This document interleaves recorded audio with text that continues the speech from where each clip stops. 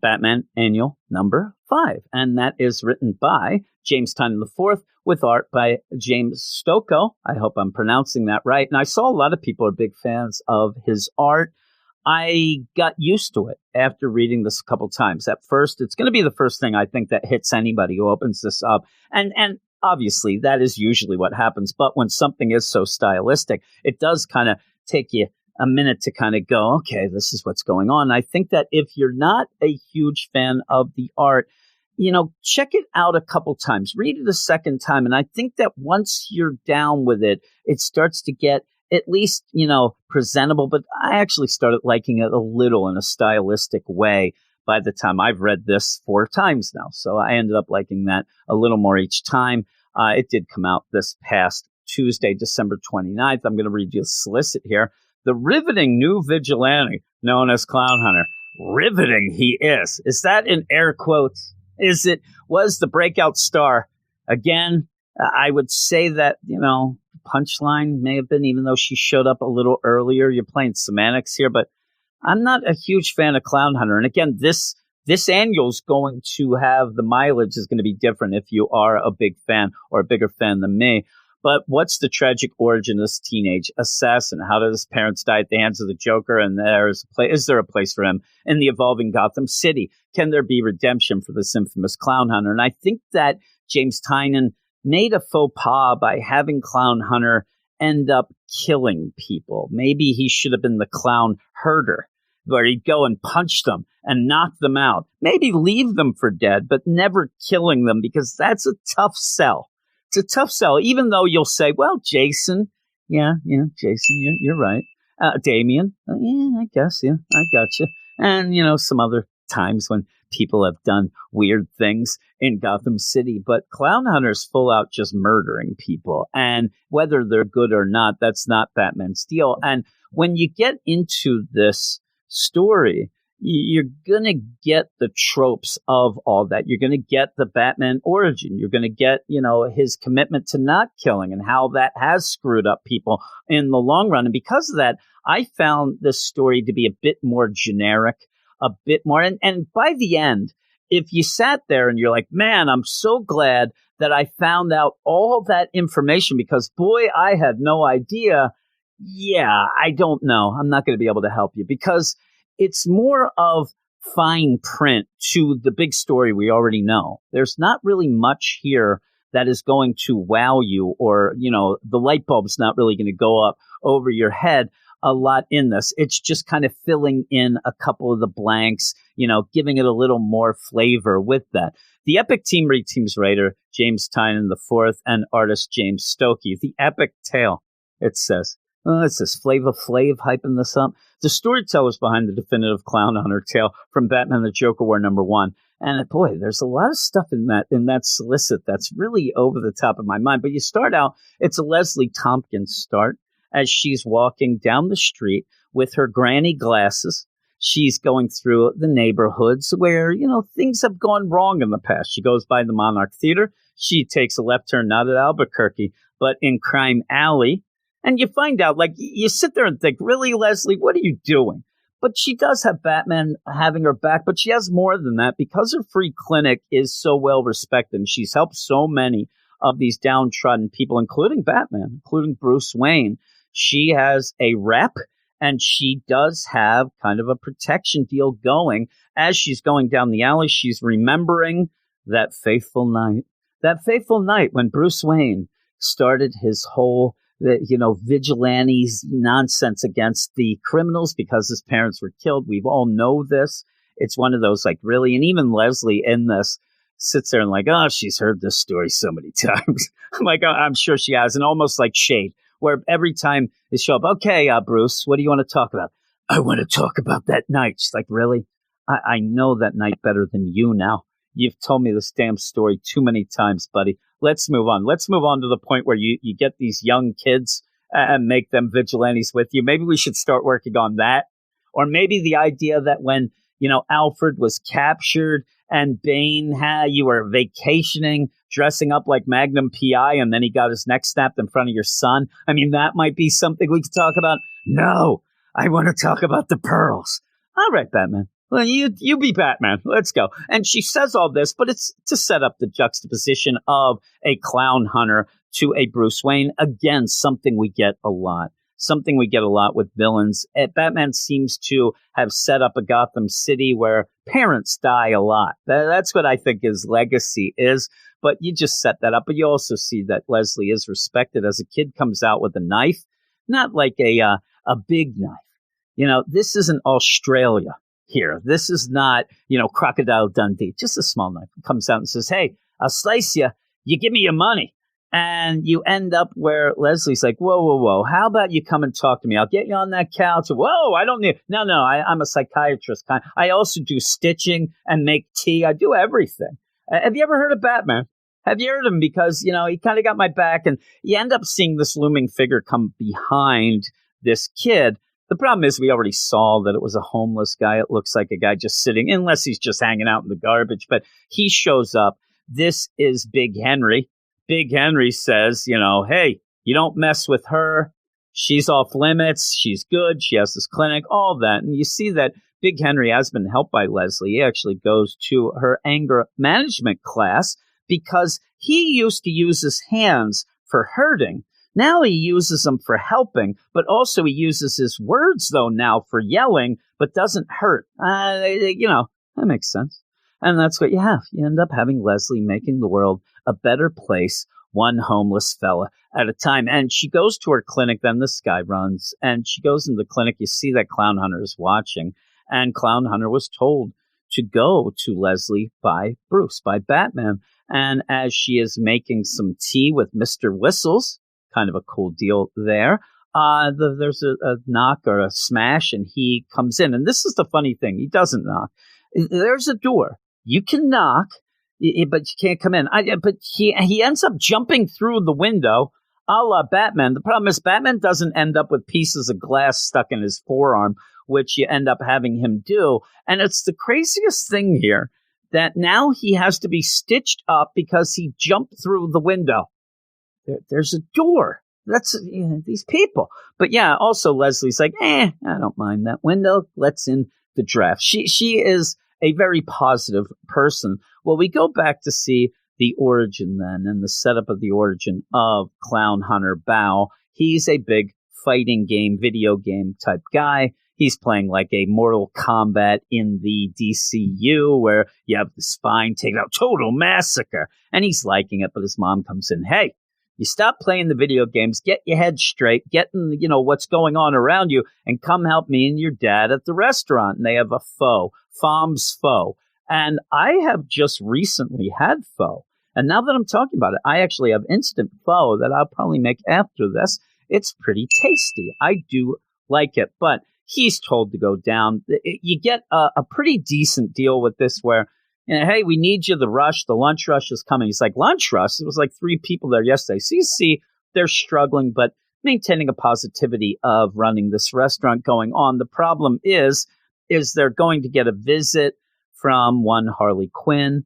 Obviously, then the Joker, Harley, comes in with the hyenas, ends up sitting down. Hey, I want J-Man. I want my pudding to be able to taste this pho. Hey, how about we have lunch now? And, you end up having Joker and the thugs come in. Throughout this whole time, Bao wants to do something about it. He wants to hurt the Joker. He wants to kill the Joker. He wants to chase the Joker out.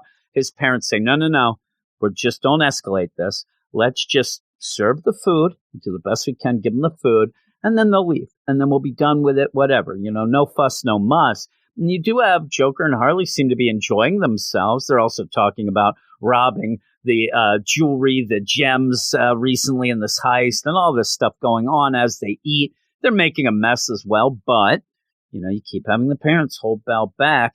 And then as they go, the weird thing is, I like this, but I don't. The idea that Joker is about to kill Bao's parents, we know this. You don't know what's exactly going to happen now, but you're guessing it will happen after this meal. They end up giving the Joker, it's on us. But he sends Harley away, and I think that's kind of I don't need that lame deal where Harley wasn't there. Oh, that's why she didn't remember it. I actually like the idea that she didn't remember it because she was bad then. And there were so many people the Joker did. Yes, she may not have pulled the trigger or shot the gas or pulled out a knife or anything, but she was still, complicit with it. And I kind of like that because of I don't need Harley's redemption to involve her not being involved. I need her to get the redemption because she was involved and wants to be better. And so you end up, she's not there. That gets her a little off the hook here, but not Val's parents. They're not off the hook. They're going to die. They're going to get Jokerized because you end up Joker. Hey, thanks for giving us this complimentary meal, but here's your tip. And ends up, and his tip is don't breathe because they end up, they're Jokerized. They get the toxin. You end up having Val not get affected by it. And it does disperse very, very quick. It's kind of like, really? And then Joker ends up throwing him $100 and says, hey, that's for you. Parents are a nuisance. They only get in your way anyway. You're welcome. And throws this 100 down. And that's where Val's sitting.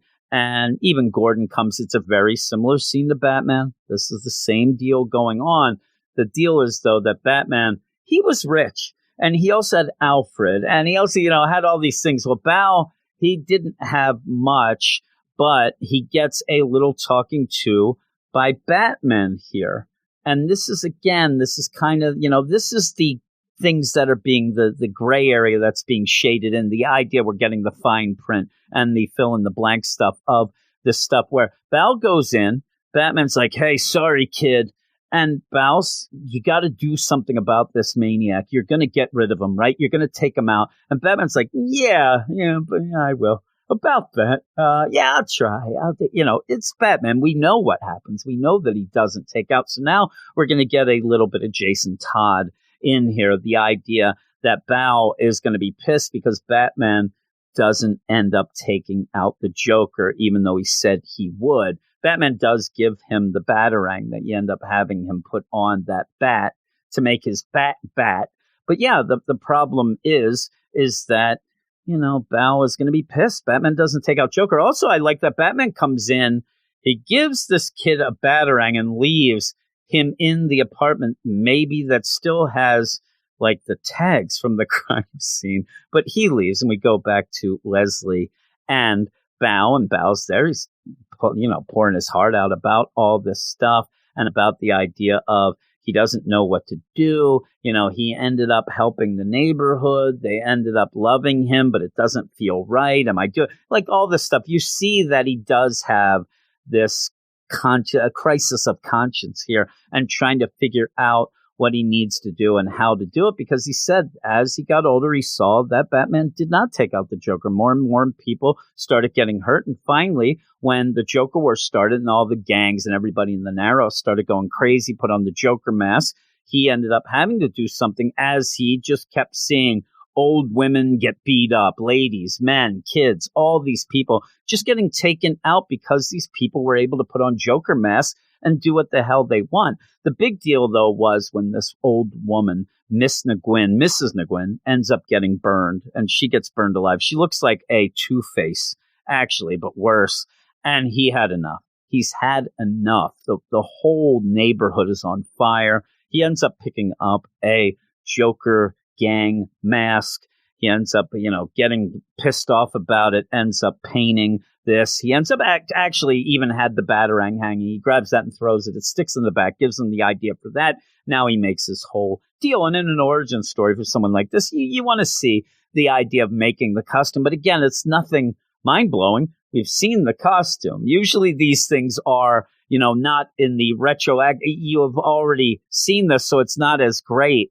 But you end up where he goes out as the Clownhunter for the first time, ends up knocking this guy down with his bat who had a Molotov cocktail and says, you want to burn old ladies? So I'm going to burn you. Take that. And he ends up burning them and then just goes ham on this whole gang. These guys must not be that tough. I know he's angry, but he hasn't trained any of that, but he pretty much kills them all. And then he's with Leslie, and Leslie is such a nice person, is able to make people open up with this. And he says, am I a bad guy?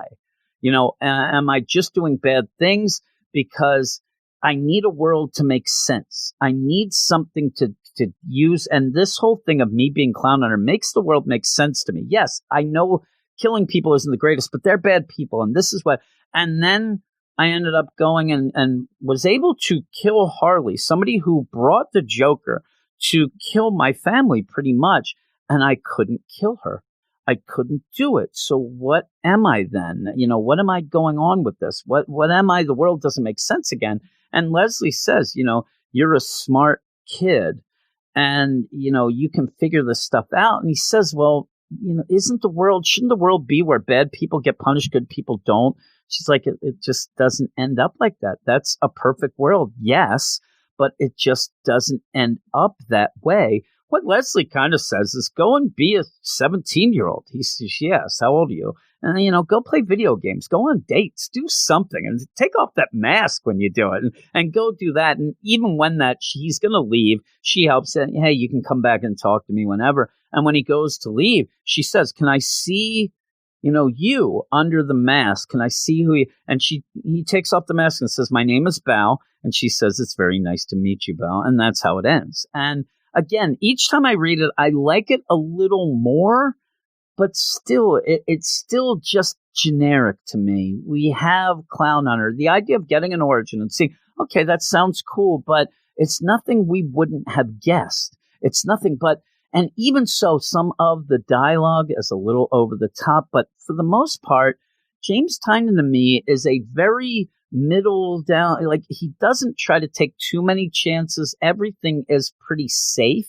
And even in a deal like this, you end up playing that safe deal that you think, oh, you're going to get Clownhunter and just put him in the Bat family, which nobody really wants, I don't think, but we'll see. And, he's going to blame Batman because Batman didn't take out Joker, very Jason Todd-esque. The idea that the parents were killed by the Joker, very Bruce Wayne-esque. So it's like this whole deal, and nothing feels fresh. This didn't feel fresh to me at all, but the art's pretty cool in a stylistic way. And overall, I'm going to give this a 7 out of 10. I'm going to be a little more positive. When I first read it, I was at a 6. The more I read it, I'm like, okay, I could deal with this. I'll go 7.